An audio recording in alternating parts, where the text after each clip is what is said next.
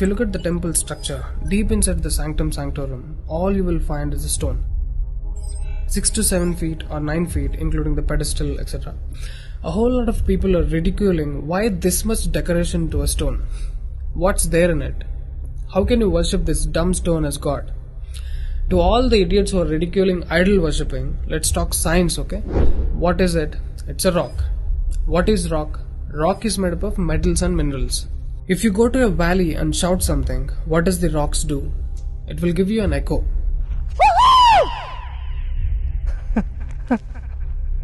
It's an open place. The sound travels, hits the rock and throws it back. This phenomena is called echo and it's scientifically proven, everybody knows it. Depending on how loud you send the sound waves, accordingly rocks will throw back an echo. Every rock, that's why you will hear 2-3 sounds at different intervals. Visually you cannot see what's happening, but you can hear it. This is in open space. Imagine if you're doing it in a closed place. What would be the amount of echo? Obviously much more than the open space. Let's get inside the temple. You will find a linga or a statue made of a rock. And it's placed in a closed wall structure with a Galigopuram on the top. That means a pyramid structure with a tip pointing to the sky. There will be no ventilation.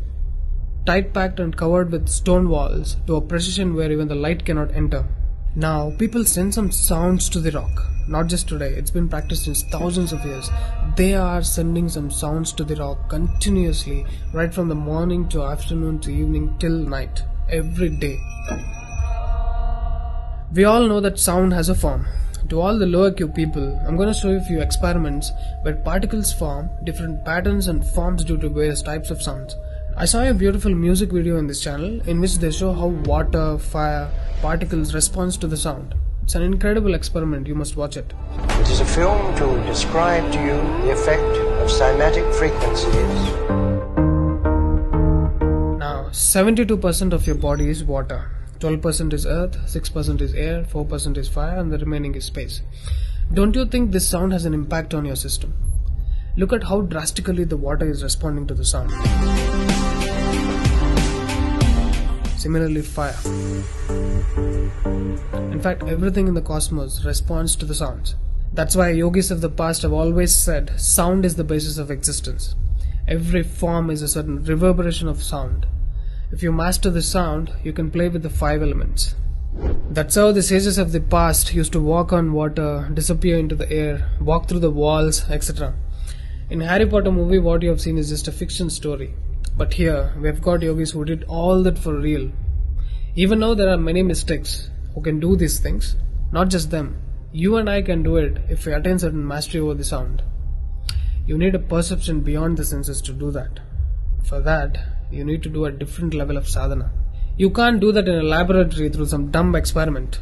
All those who tried either ended up neurotic or died an utter failure, wasted a lot of money in the research. So except Dhyanam, technically there is no other way. Sorry to disappoint the people who are lazy to yoga. Okay, sound. I recommend you to watch more such experiments in YouTube to understand better what I'm trying to say here. Inside the temple, they chant some mantras. What happens is, the sound will touch the stone and bounce back in different directions. Because it's a closed room, the sound has to pass out through the main door. And whoever is standing in front will be completely soaked in that energy. Now, what do they chant? Vishnu Sahasranamam in the morning and Lalita Sahasranamam in the night. There is Shivopasana Mantram, Lingastakam, Am Namah Shivaya, Nirvana Shatakam, etc., which will have different impacts on the human system.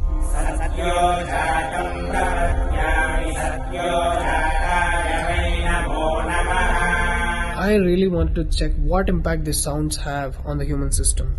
So I went to a neurosurgeon to really experiment and document the impact of these sounds on the human brain, the human system.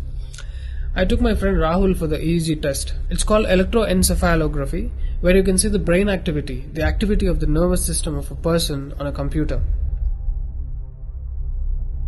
We played Lalita Sahasranamam to him.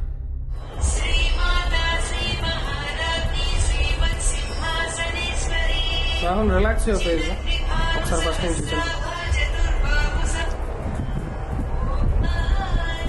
Right.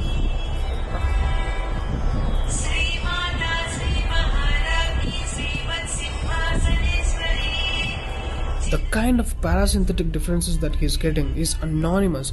Oh my god, then I understood. These sounds are engineered in such a way that the rhythm of the chant will go inside your parasympathetic nervous system and will put you into deep sleep within 3 to 5 minutes. First thing is, the chant is some thousands of years old. How could these ancient sages know that these sounds impact the parasympathetic nervous system? They do it in the night. And in the morning they chant Vishnu Sahasranamam, the 1000 names of Bhagavan Vishnu. And again, these sounds are engineered in such a way that it will wake you up to a peaceful and refreshing state of mind. I'm sure most of you are suffering with painful wake-ups, with such an irritated mind that you can't sleep and you don't enjoy waking up. If you listen to Vishnu Sahasranamam in the morning, it will clear all these clutches in the brain and you will be super fresh when you wake up.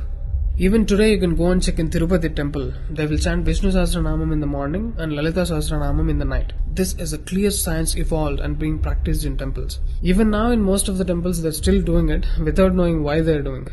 I went and asked one of the priests in my hometown. He said, no, they're doing it since so many years. Or they will say something like, it's good for your health, you will get money, pregnancy, etc. This is one more reason why temples are ending up in ruins here. There is no one to talk about the science behind it. Why sounds and why the rock? So they call this rock as God, and when you chant for God, their idea is to benefit the human beings living in the city.